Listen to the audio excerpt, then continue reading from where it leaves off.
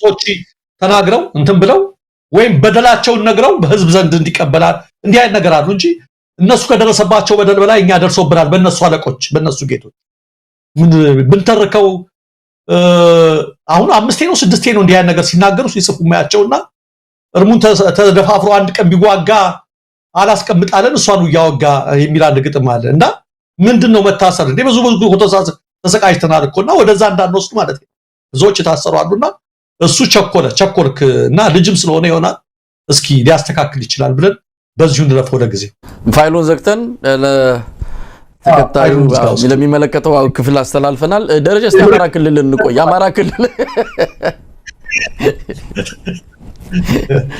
እስቲ አማራ ክልል ያለውን ሁኔታ እናንሳ በልጽግናው መንደር በጣም ጫጫታው በዝቷል ከፍተኛ የሆነ ስብራት ነገጠማቸው እነት ለመናገር ቀደም ሲል እንዳልከው ሰራዊቱም ያለቀ ነው ይተኩሳሉ ይመታሉ ትምርት ቤቶችን ነው ይመቱት የጤና ኬላዎችን ነው ይመቱት ምናልባት ከስንት አንድ ጊዜ ምናልባት ፋኖን አገኘን ካሉም በፊት የነበሩበት ቦታ እነሱ ቀይሩ አልፋናዎቹ ሌላ ቦታ ነው ያሉት የኢንተለጀንሳቸው የሚገርም ነው ያረጀ ኢንተለጀንስን ያላቸው ፋኖች የዛሬ ሳምንት የነበሩበትን ቦታ ባዶ ዛፍና ምንድነው ሲመቱ የሚታዩትና ፋኖች በዛ መጠን የደረሰባቸው ምንም ኪሳራ የለም ማለት እንችላለን ግን ሰላማዊ ዜጎች ያለቁ ነው ምናልባት ይሄንን ነገር ወዴት ሊያመራ ይችላል ደረጃ በዚህ አይነት ሁኔታ አብይ አህመድ ጦርነቱን ይቀጥላል ብለ ታስባለህ ምክንያቱም እንደሰማነው ከሆነ ምናልባት ወደ ኋላም ልናነሳው እንችላለን ደጋዳሞት የሆነውን ነው ለሌሎችም ትምርት እንዲሆን በሚል ማንሳት ያለብን ደጋግመን እናነሳዋለን ደጋዳሞት የተፈጸመውን መከላከያ አከርካሪው ሲሰበር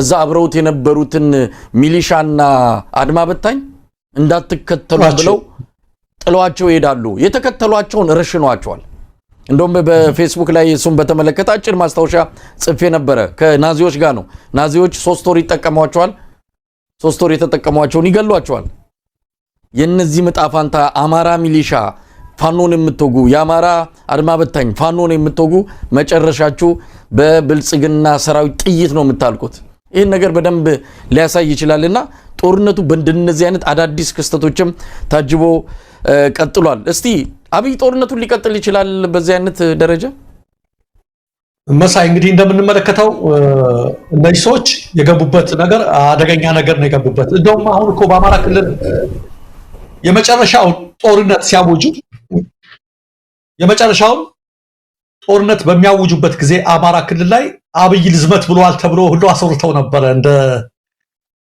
ጋሸና ሊዘምት ነው አብይ ተብለው አሰሩተው አንድ ምንጮች እንዲ ብለው አይ አንተ ጋር አይደርስም ምናምን ተብለው ነው ምናምን ብለው ነበር ብርሃኑ ጁላ መለቃቀም ነው የቀረን አበባው ታደሰ እየጸዳ ነው ብለው ከተናገሩ ተመልከት እኔ ሰሞኑን እሱን ያስታውስ ነበር ምስክ ማን ነው መለቃቀም የቀረው የሚል ነገር ነው መሳይ በሚገርም ሁኔታ በተለይ በደጋዳሞት ሰሞኑን በፈረስ ቤት በጅጋ አካባቢ በሰከላ የተፈጸመውን ነገር ታይቶ ከጦል ላይ ከመቶ በላይ መኪናዎች ነበሩ እኔ ያሳይቻለሁ ቪዲዮውን የተላኩት ያ እንዳለቀ ማለት ነው ገና ሳይደርሱ እነዚህ ደግሞ ገና ወጣቶች ናቸው የጥይት ድምጽ ሲሰማ ነው በቃ በርግገው የጠፉት ብዙዎች የጠፉት እየተማረኩ ያሉት አጠቃላይ በዚህ ሂደት በዚህ መንገድ ሊያሸንፍ አይችልም እኔ እየሰጋውና እየፈራ ያለሁት ይሄ የጀመሩትን ምን ያህል ድሮን አላቸው ምን ያህል ነገር አላቸው አላቅም በንጹሃን ላይ የጀመሩት ጭፍጨፋ አለ በብዙ ቦታ ላይ አሁን ሰሞኑን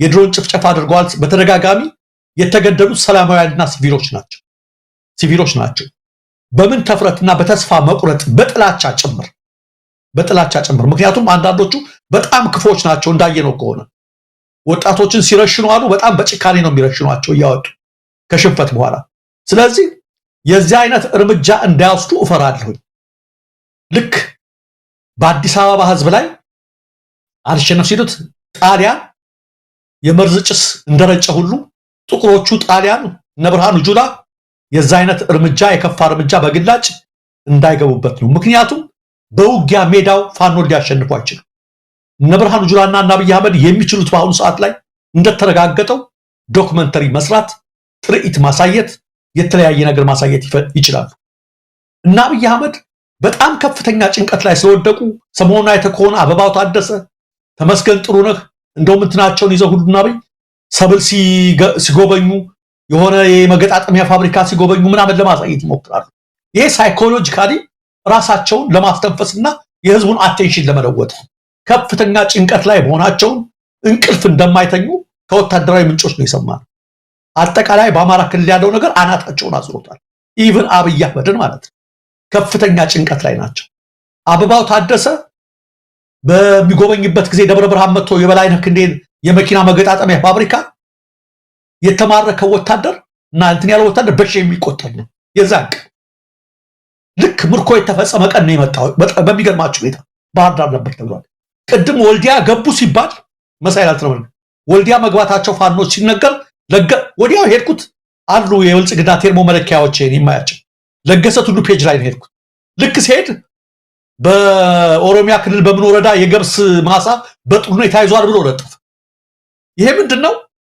ህዝቡን የማደናገሪያና አቴንሽን የመስረቂያ ነገር ነው። አልሆነም፣ አልተሳካም። ሰሞኑን የሶስት ወር የጦርነት እቅዳቸው በፋኖ እጅ ገብቷል። አይተዋል። መዝገብ ሳይቀር የቃል የውጊያቸው ያ ነገር ለማስተባበር የሄዱበትን ርቀት አየው። ያ ነገር ለማስተባበር የሄዱበት ርቀት በተለይ የጠቅላይ ሚኒስትሩ የማህበራዊ ዘርፍ አማካሪ ዲያቆን ዳንኤል ክብረት የውሸት መረጃ አሰራጭቶ ስለነበር ሳያጣራ በጊዜያዊ ድል ፈንጥዞ እውነት እንኳን ቢሆን እሱ ታግሶ መጠበቅ ሲገባው በጊዜያዊ ፈንጥዞ አስቻለው ጩልሌ የሚል ተረት አውርቶ የሆነ ነገር ለጠ። አስቻለው ጩልሌ ራሱ ነው ተገኘ። ኮራጅ ነው ያለው። የተሳሳተ ኩረጃ ያደረገው እሱ ራሱ መሆኑ እዛው ላይ አስቻለው ጩልሌ ሆነ። በዚህ በጣም ስላፈሩ መሳይ በሚገርመው ሁኔታ ዘ ኔክስት ዴይ በሚቀጥለው ቀን ጭንቀታቸውን ተመልከተ።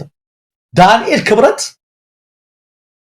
ከጠቅላይ ሚኒስትሩ የማህበራዊ ዘርፍ ኃላፊነት ስልጣኑ ላይ ተነሳ የሚል የአብይ አህመድ ደብዳቤ የተጻፈበት ስም የተጻፈበት ደብዳቤ ማህተም ቲተር ያለው ፌክ ማለት ነው ተሰርቶ በማን ተሰራጨ መሰለህ? በራሳቸው። አይገርምም? በራሳቸው እኮ ነው የተሰራጨው። ሰው ሊበርደው ሊሞቀው አልቻለም። ለምን መሰለህ ያ የተሰራጨው? የዳንኤልን ስም ሁሉም ሰው ስለ አፍሯል፣ ደንግጧል፣ ተስቆበታል። ለመካስ ነበር በዛ ላይ ያ ልክ ሲሰራጫ ደብዳቤ ለማን እንደተሰራጨ ታውቃለህ መሳይ? ለአንተ፣ ለኔ፣ ለኤምኤስ ለማን የተሰራጨው? ቸኩለን ያን ደብዳቤ አግኝተን ዳንኤል ክብረት ከስልጣኑ ተባረረ ብለን እንሰራለን። ከዛ በኋላ ተመልከቱ እነዚህ ውሸታሞች ተብሎ ሚዲያችን ክሬዲቢሊቲውን እንዲያጣ ሊደረግ ነበር። በነገራችን ላይ ደረጃ የእውነት እንኳን ቢሆን ዜና መሆን እኮ የሚችል አይደለም። የእውነት እንኳን ቢሆን አሁን ዳንኤል ከዚህ በኋላ ምን ዜና ነው? ዜና ሊሆን የሚችል ሰው አይደለም። እሱ እኮ ብቻ አይደለም ይለ ዜና አልሆን ሲላቸው በእኛ ጋር አልበርደን አልሞቀን ሲላቸው ፋና ቴሌቪዥን ተመልከት እስኪ። በጣም እኮ የሚያሳፍር እኮ ነገር። ፋናና ኢቲቪ በትልቁ ዛሬ በማህበራዊ ሚዲያ ላይ የጠቅላይ ሚኒስትሩ የማህበራዊ ዘርፍ አማካሪ መዋዘ ጥበባት ዲያቆን ዳንኤል ክብረት ከስልጣናቸው እንደተነሱ ተደርጎ የሚወራው የሚሳፈሰው ወሬ የውሸት ነው ብለው ራሳቸው ሰሩ።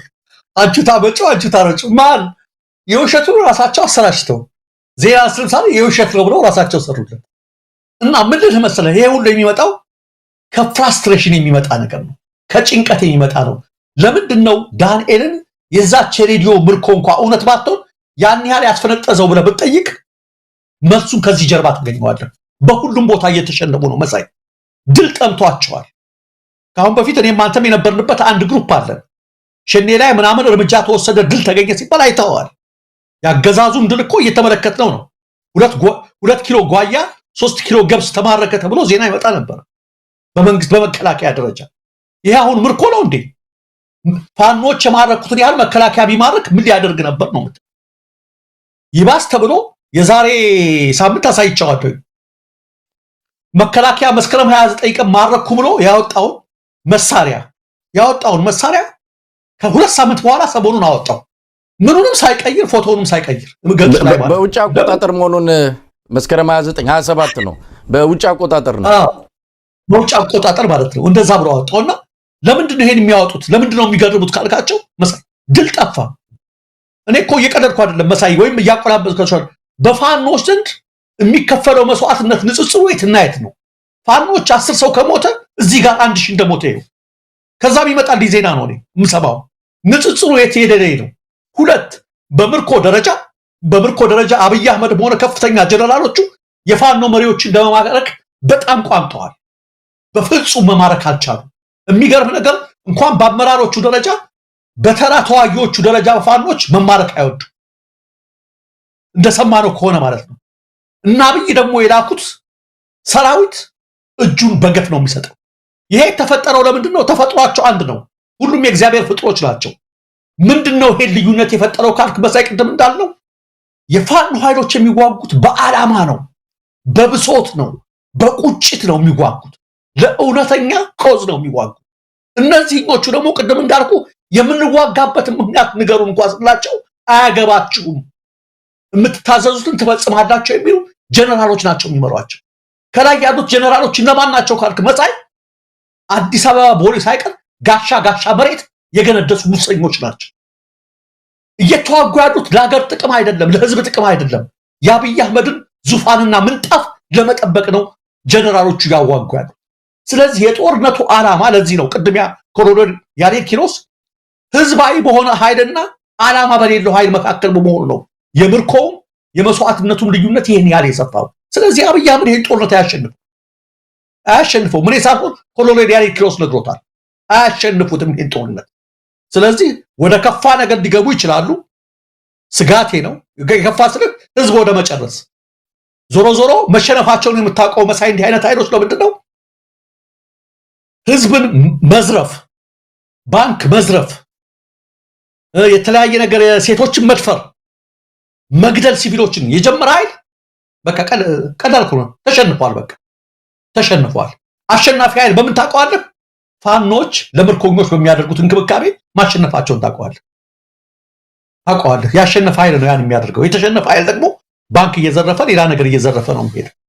ደረጃ ግን ልዩነቱ ግልጽ ነው። ማንም እንደው በገለልተኛ ወገን ያሉ እኔ አንዳንድ ጊዜ ምናልባት ራሳቸውን ገለልተኛ አድርገው የሚቆጥሩ የሚዲያ አካላትም ካሉ ፋኖ ጥበቃ እያደረገላቸው እዛው ከጦር አውድማ ድረስ ወስዶ ሊያሳያቸው ይችላል። ወይም ደግሞ አገዛዙ ራሱ እውነት እነሱ ጋር ካለ በእርግጥ በአገዛዙ በኩል ማድረግ ይችላሉ። ምክንያቱም ፋብሪኬት አድርገው ድራማ ሰርተው ሌላው ቀርቶ አርሶ አደሮችን ባለፈው ቋየን አርሶ አደሮችን ሰብስበው መሳሪያ ነጥቋቸው። አርሶ አደር መሳሪያ ያለው አማራ ክልል ውስጥ ምንም ጥርጥር የለውም። በፍቃድም ይወሰደ ገዝቶም ይወሰደ አለው። የአርሶ አደር ግን ራሱ መጠበቂያ እርሻ ሲሆን የራሱን ይሄ የተለመደ ነው፣ በአማራ ክልል ያለ ነው። እነሱን ሰብስበ ሙርኮ ናቸው ብለ በቴሌቪዥን ካሳየ በኋላ እነዛ ሰዎች ወደ በሌላ ነገር ላይ ውለው ስታያቸው ትገረማል። ለማንኛውም እንደዛ ማድረግም ይችላሉ። ግን በዋናነት ነፃነት አለኝ እኔ ይሄን ነገር በገለልተኛነት እመለከታለሁ የሚል ካለ በተለይም ደግሞ እኔ እንዲህ አይነቱ ነገር በተለይ የውጭ ጋዜጠኞች ገብተው ልክ ያኔ በዋት ጊዜ ያደርጉ ነበር። ገብተው አንዳንድ ዜናዎችን ሲሰሩና ያለን የሲኤንኤን ጋዜጠኛ ገብታ ታደርገው ነበር። እንደዛ ገብተው ለኡነት መመስከር ቢችሉ ጥሩ ነው። ህዝብም አንዳንድ ጊዜ እንደው የተደናገረም ካለ አትሊስት በዚህ እንኳን ኡነቱን እናገኛለን ብለው አንድ በተወሰነ ደረጃ ኡነቱ የሚወጣበት መንገድ ይፈልግ ነበር። እስቲ በዚህ ወደነ መከላከያ የክብር አባላት ጋዜጠኞች እንዲሰሙኑት በጣም እየተቆጡ ነው። ምን ተገኝቶ ነው ብለን ብዙ ነገር ስንመረምር ለካስ አማራ ክልል ያለው ምት ነው እንደሚያናግራቸው ብለን እንድንደመደም አድርጎናል። እኔስ በስም ጠርተን መናገርም የለብንም፣ ግን ያሳዝናል። ለእንቁጣጣሽ ተጠርተው ነበር በሙሉ ካሉበት ከመላው ዓለም ተጠርተው አዲስ አበባ ገቡ።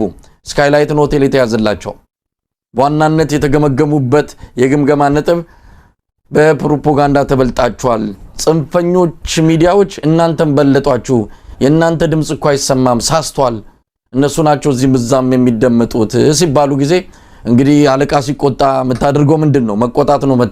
ሚዲያን ትከፍትና በአንድ ቀን ምሽክ እናረጋቸዋለን ብለ መናገር ነው። ሌላ ምርጫ የለም። ዝም ብለ በቃ ቁጣ መደንፋት። ደረጃ እንዴት ታዘባቸው?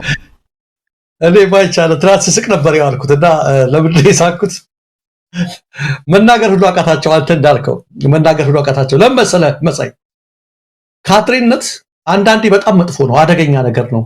ጭንቅላትን ማከራየት ማለት ነው። ጭንቅላትን ስታከራየው መሳይ ምን ብለህ ታምናለህ? አንዳንዴ እውነት ይመስልና አሁን ለብዙዎች አይታል ኢትዮጵያ አሁን ያለው ብልጽግና ማለት ነው። ብልጽግና አንዳንዶች ጽፍቁ አይተቆነ ብልጽግና ከዓለም አንደኛ ከአፍሪካ አስረኛ በቃ እንደዛ አይነት ነገር ጭንቅላታቸው ውስጥ ከፍቷል። በውጊያ የኢትዮጵያ ጦር አሁን ቢሄድ እንደዚህ ቢያደርግና የሚጽፉትን ነገር ስታይ ደንግጠህ ምን ብለዋል? ልክ አንተ ፈጣሪን እንደምታመልከው እንደምትሰግድ